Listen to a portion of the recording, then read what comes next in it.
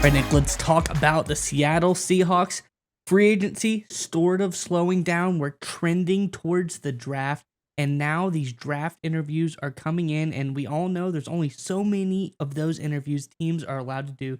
So there's one that move the Seattle Seahawks have made that we think is very interesting. Let's get into the article, and then I want to hear your thoughts on it on the other side. This is from All Seahawks, and it says, per 24/7 Sports, the Seahawks are hosting former UCF Golden Knight quarterback John Rice Plumley for a top 30 draft visit. Seattle made a trade for Washington Commanders quarterback Sam Howell, but could potentially look at Rice Plumley as a practice squad piece with the ceiling of a third stringer as well. I think it's a really interesting move to bring in a quarterback like this in their, very limited draft interview setting. Nick, I'm curious what your thoughts are on this one, but Seattle fans, in the comment section below, the draft is upon us. We are almost there, just a few short weeks away. Let us know in the comment section below, who do you think the Seahawks are going to grab with that first pick in the draft? Let us know in the comment section below. But Nick, what are your thoughts on this latest interview by the Seahawks? I think it's very interesting for a number of reasons. First and foremost, like you hit on, teams are only given 30 of these in-person visits, these in-person discussions with these potential draft picks. So teams obviously treat them like gold.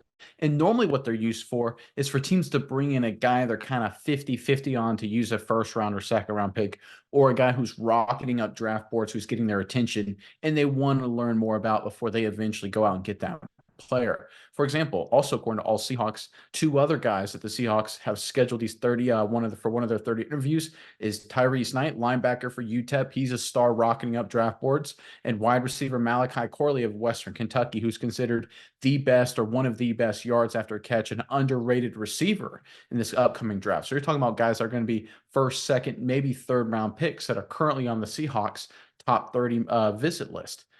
Plumlee's different, right? He's projected as maybe a day 3 guy. And a lot of people have him going undrafted. So why are the Seattle Seahawks using one of their 30 visits? These things are really important. Why are they using it on Plumlee? I think there's a couple reasons. One, they are not planning on drafting a quarterback in the first round. I think this is, we've been talking about a lot this offseason. Maybe they're going after Penix Jr. I think with this move, they're not going that route. I think they like Howell as a backup. I think they want to ride with Geno Smith this season and see how things go. But I think they're also looking for a developmental guy. They're looking for a guy that maybe could be their hidden gem, a late round pick that could grow into a star. A guy like a Kirk Cousins, a guy like a Dak Prescott, a later round draft selection that could become a potential quarterback in the future. And they think Plumlee potentially could be that guy. There's something they like about him stylistically. So they're bringing him to see if it's worth reaching for Plumlee, maybe getting him in the 6th round when other people have him as a 7th round or undrafted selection. But here's the third point. I think it's very interesting in terms of what the Seattle Seahawks are going to do with their first round pick.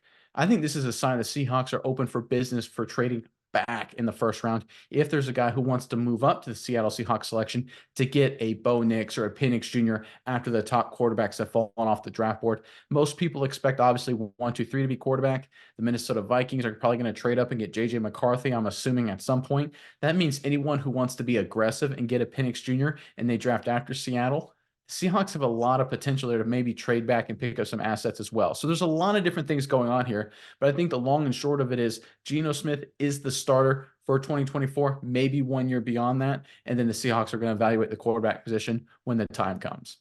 Yeah, Nick, I think your draft trade out possibility is a really interesting one, especially since the Cardinals have now recently come out and said they are open for business at number 4. I think with everybody, in the top 3 probably grabbing a quarterback, number 4, Cardinals may be willing to trade someone to get into the slot for a quarterback, and 5, the Chargers also potentially.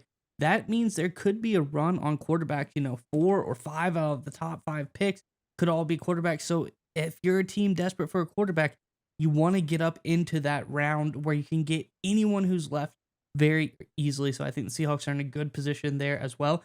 And I think getting Rice Plumlee onto the roster early, you don't really have to use him as a quarterback right away. He has some value as a gadget player as well. His freshman year at Ole Miss, he had those 1,000 rushing yards and 12 touchdowns, as well as catching 19 passes for 200 yards as well.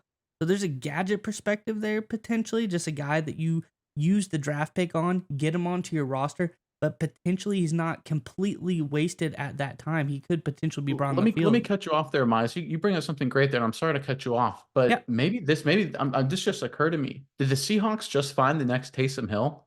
potentially. Is this Could what they're? I think they this may be what they're heading after. I mean, maybe this is. I think you're onto something with the gadget thing here. I think the Seahawks have identified the next Taysom Hill and Plumley. I think that's what they're going for here. Is that kind of where you're leaning? Yeah, I just think that he seems like a guy at Old Miss in that offense. He was so versatile. He was used as pass catcher, 19 catches by a quarterback. That's interesting. Then also 154 rushes for 1,000 yards, 12 touchdowns. Very interesting as well. It's just a guy that I think uh, he's really versatile, and I think there's a lot of potential for him to get on the field early and provide that impact. You think of, the gadget play potential, double passes.